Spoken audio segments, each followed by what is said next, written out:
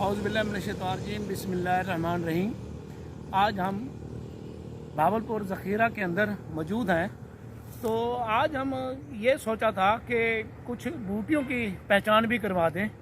तो आज हम इसलिए हाज़िर हुए हैं कि आज हम आपको एक ये पुटकंडा है, पुटकंडे के बारे में बताएंगे कि इनके फ़ायदे क्या हैं और इनके नुकसानात क्या हैं, और अगर ये हम इसको इस्तेमाल करें तो किन किन चीज़ों से फ़ायदा उठा सकते हैं। ये है जी पुटकंडा, जिसको हम कहते हैं पुटकंडा।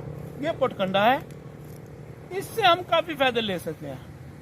एक तो ये पुटकंडा एक ऐसी चीज़ है कि अगर हमारे घर में बच्चे या कोई आदमी या बड़े या छोटे खाना ज़्यादा खाते हैं और ख़वातीन ख़ास तौर पर खाना खिला खिला कर थक जाती हैं और यानी रोटी पका पका के थक जाती हैं, वो खा खा के भी नहीं रचता, तो ये है पुटकंडा।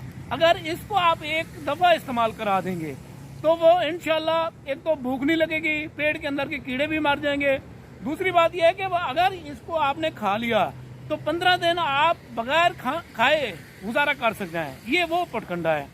और इस पुटकंडे के अंदर बहुत सी और भी खासियत हैं, फ़ायदे हैं। अगर इनकी जड़ अगर हम ले लें, जड़ को अगर हाथ में रख लें और उस ऐसा हम किसी सांप, जहरीले सांप को पकड़ने चले जाएं तो सांप भी हमें नहीं डसेगा। ये वो पुटकंडा है। और अगर आपने इसकी जड़ को हाथ में रखकर बच्चों को पकड़ा है तो वो भी आपके ऊपर असर नहीं करेगा, वो आपको काटेगा नहीं। ये वो है जिसको हम कहते हैं पुटकंडा। ये है जी पुटकंडा। ये इनके और भी बहुत से फ़ायदे हैं। अब हम सिर्फ ये दो चीज़ें बताई हैं, आगे इनके और भी फ़ायदे बताएंगे, इनके फ़ायदे क्या क्या होते हैं। और इसके अंदर मर्दाना ताकत के लिए भी हम दवाई बनाते हैं, सुमल फार को कैम करते हैं। वो ऐसा कैम होता है कि एक कक के खाने से ये पुटकंडे वाली दवाई सुमल फार एक ना मर्द को मर्द बना देती है।